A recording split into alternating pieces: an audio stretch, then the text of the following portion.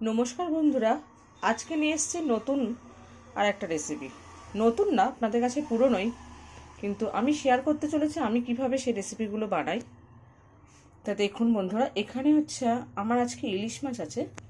তো ইলিশ মাছ খুব একটা ছোট ছোট, মানে খুব একটা বড় সাইজ না, ওই 300-400 করে। তার মাথাগুলোকে আমি নিয়ে নিয়েছি, দেখুন 3খানা মাথা আছে। আর এইদিকে রয়েছে এই ইলিশ মাছের পিসগুলো, একটু বড় সাইজই করে কেটেছি, যেহেতু খুব একটা বড় সাইজের ইলিশ না, ছোট সাইজের। তা সুতরাং এইগুলো দিয়ে আমি ভাপা করব।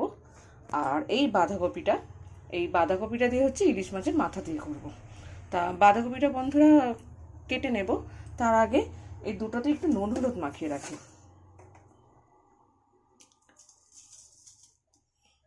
এটা তো একটু দিয়ে দিলাম।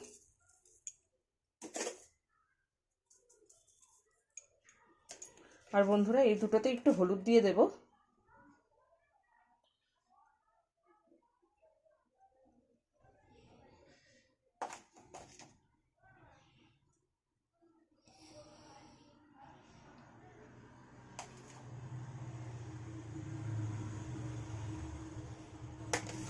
এবার দুটোই একটুখানি মেখে নেব। আমার একদম জল ঝরে গেছে।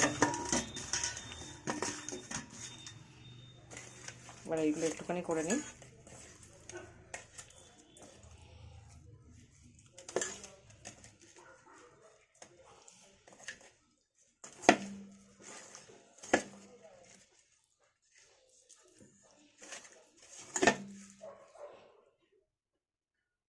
এবার বন্ধুরা ইলিশ মাছটা জন্য পোস্ত আর সর্ষেটা রেডি করব। আর হচ্ছে বাঁধাকপিটা কুচিয়ে ফিরে আসছি আবার। বন্ধুরা এই হচ্ছে আমি বাঁধাকপিটা কুটে নিয়েছি, নিয়ে এবার এতে একটু জল দেয়া আছে, কারণ যেহেতু বাঁধাকপির থেকে জল বেরোয়, এই যে জলটা দেখা যাচ্ছে, এই যে। এবার এর মধ্যে আমি ঢাকনাটা চাপা দিয়ে দিলাম, দিয়ে গ্যাসে বসিয়ে দেবো হাই ফ্লেমেই। 2টো সিটি দিলে হয়তো হয়ে যাবে। এবার বন্ধুরা এই গ্যাসে বসালাম, গ্যাসটা ধরিয়ে দিলাম, এবার থাকলো। এবার এদিকে আমি যে পোস্ত আর সর্ষেটা করে রেখেছিলাম, এই যে বন্ধুরা, এইটা দেখুন অনেকটা ফুলে ফুলে গেছে। এবার এইটা হচ্ছে একটুখানি বেটে নেব, এবার মিক্সিতে পেস্ট করে নেব।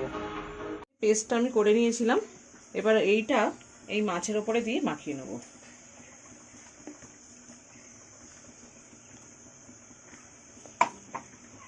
এবার এর মধ্যে দেবো হচ্ছে একটু কাঁচা সর্ষের তেল,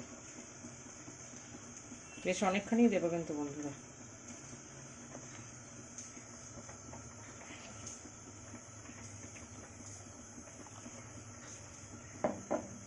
এবার সামান্য একটু জল দেব। আমি মিক্সি বাটিটা ধুয়ে জলটা দিচ্ছি।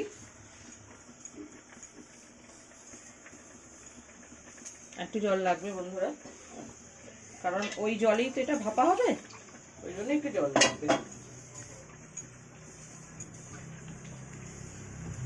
বন্ধুরা এই যে এই মিক্সি বাটি ধোয়া জলটা পুরোটা দিয়ে দিলাম, দেখুন বন্ধুরা।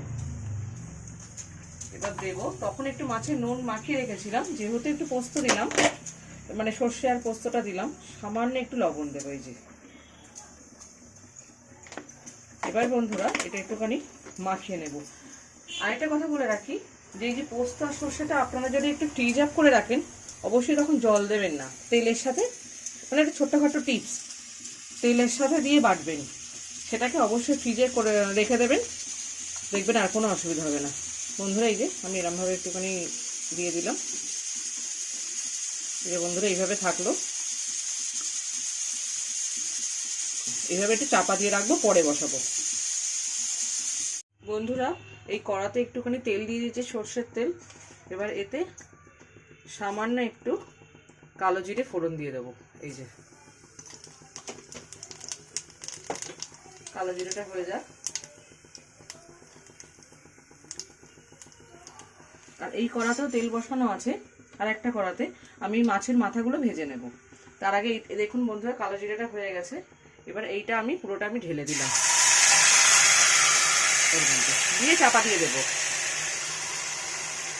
বাটিটা ধুয়ে একটুখানি জল দেবো, দিয়ে চাপা দিয়ে দেবো ওটাতে। ওটা আস্তে একটুখানি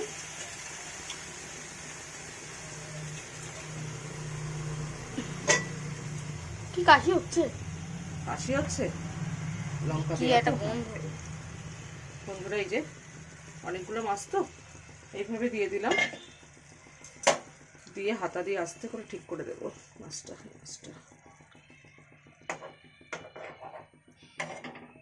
এবার আমি চাপা দিয়ে রাখবো। বন্ধুরা এদিকে দেখুন তেলটা হয়ে গেছে, এদিকে এই মাছের মাথাগুলো আমি দিয়ে দিলাম এতে। এটাও সরষে না, এটা হচ্ছে এমনি সয়াবিন অয়েল। এটা মাছের মাথাগুলো হতে থাকুক, আর এইটা আস্তে করে দিয়ে আমি একদম পুরো চাপা দিয়ে দেবো। একদম লো? হ্যাঁ লো দেবো। তার মধ্যে 3টে চেরা কাঁচা লঙ্কা দেবো। তখন বন্ধুরা পেস্ট 3টে দিয়েছিলাম, আর এখন 3টে দেবো।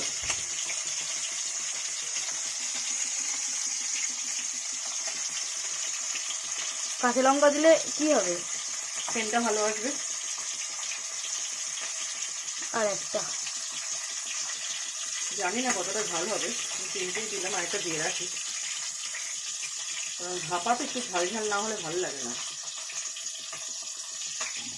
কি গন্ধ লঙ্কাগুলো, কি ঝাঁস হবে তার ঠিক নেই।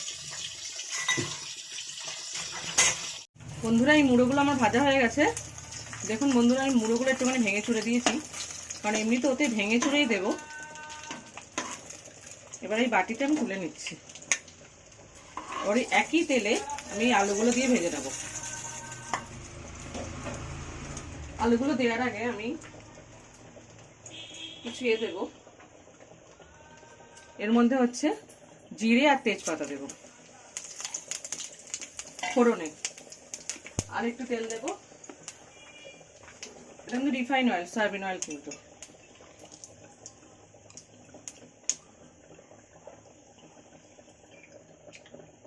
আর একটা শুকনো লঙ্কা দেবো।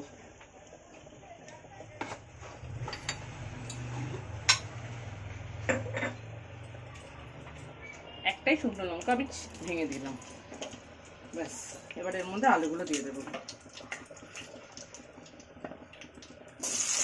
আলুগুলো একটু ভাজা ভাজা হবে, তারপরে আবার ফিরে আসছি। বন্ধুরা দেখুন এটা ফুটছে, কি সুন্দর কালার এসছে। কিন্তু যদিও ফুটুক, আমার কিন্তু এখন হয়নি, কিন্তু তাও নাড়িয়ে দেব, যেহেতু দেখুন তাই তলায় একটু একটু এই যে লেগে গেছে একটু একটু, এই যে, যার জন্য একটু সামান্য আপনারা এরমভাবে নাড়িয়ে দেবেন। খুব আলতো হাতে আস্তে আস্তে নাড়িয়ে দেবেন। আর এদিকে বন্ধুরা দেখুন আলুটা প্রায় ভাজা ভাজা হয়ে গেছে। ও একটা জিনিস দিতে ভুলে গেছি, এতে আলুর মধ্যে আমি একটুখানি লবণ আর একটুখানি হলুদ দিয়ে দেবো।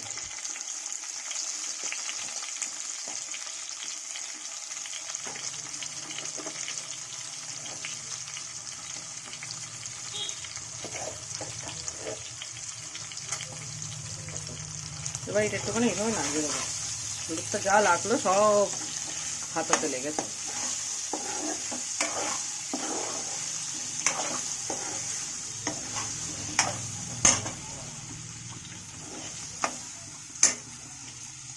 আর এদিকে দেখুন এটা ফুটছে।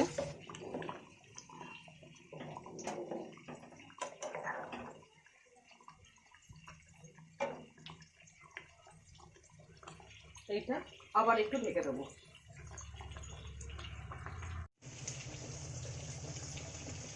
বন্ধুরা দেখুন আলুটা বেশ ভাজা ভাজা হয়ে গেছে। এই আলুটা না তুলেই এর মধ্যে আমি একটা পেঁয়াজ, এই পেঁয়াজটা দিয়ে দিলাম।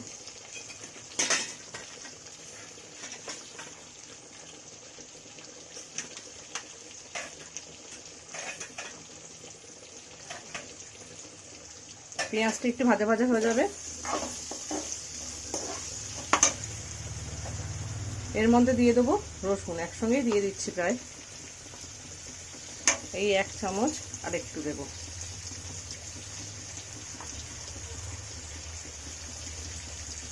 এতে বেশি রসুন লাগে না।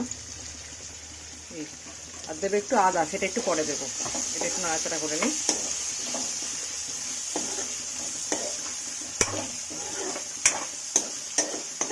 বন্ধুরা দেখুন পেঁয়াজটা ভাজা ভাজা হয়ে গেছে, রসুনটাও হয়ে গেছে। এবার একটুখানি আদা দিয়ে দিলাম। এর মধ্যে দেবো একটুখানি লঙ্কার গুঁড়ো, কাশ্মীরি না কিন্তু এমনি লঙ্কার গুঁড়ো, যেহেতু আমি এখন ঝালই মানে লঙ্কাই ব্যবহার করে দিই, যার জন্য লঙ্কার গুঁড়ো দিলাম। আর একটু হলুদ দিয়ে দিলাম।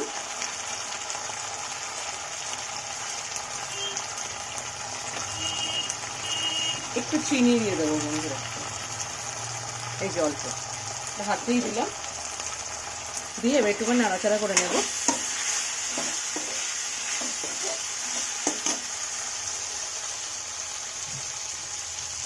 এবার এর মধ্যে বাঁধাকপিটা দিয়ে দেবো।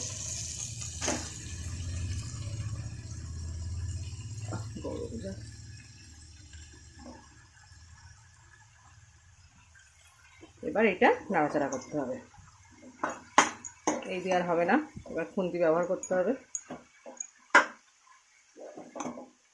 ও আর একটা বন্ধুরা, এর মধ্যে একটু জিরে গুঁড়ো দেবো।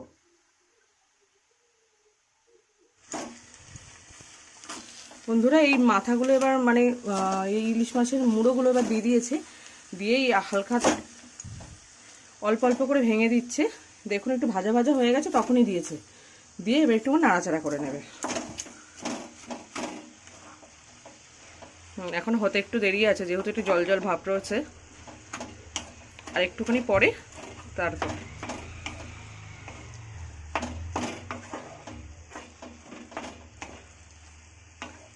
জোরে দিয়েছে গ্যাসটা।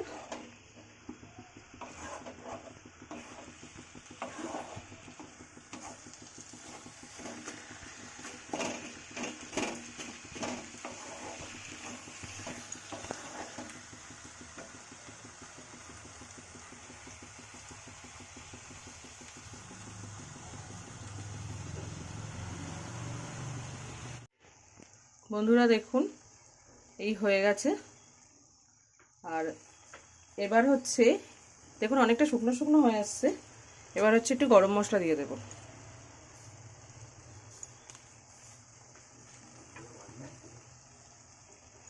এবার হচ্ছে একটু নাড়তে হবে। আর বন্ধুরা এটা দেখুন কি সুন্দর কালার হয়েছে। বন্ধ করে দিয়েছি গ্যাসটা। ও নামানোর আগে অবশ্যই একটুখানি সর্ষের তেল দিয়েছিলাম। আর এবার এটা একটুখানি নেড়ে নেব।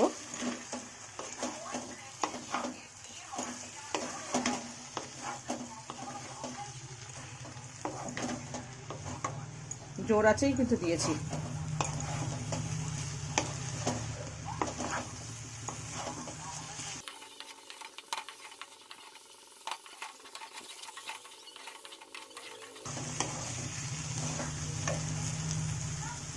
বন্ধুরা হয়ে গেছে, এবার আমি নামিয়ে নেব ওটা।